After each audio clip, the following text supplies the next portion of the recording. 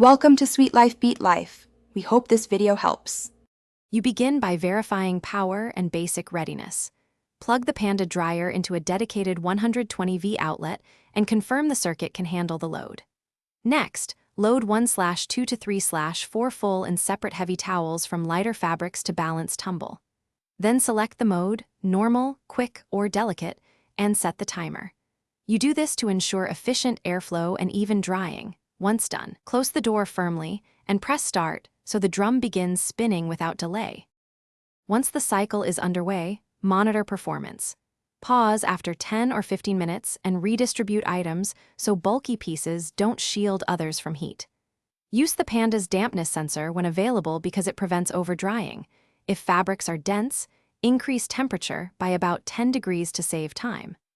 Make sure to empty the lint trap every cycle and schedule a vent clean monthly to keep airflow optimal. These mid-cycle actions reduce wrinkles and energy use while protecting the machine from when the dryer stops, remove clothes promptly to prevent wrinkling and shake items out. Hang delicates immediately.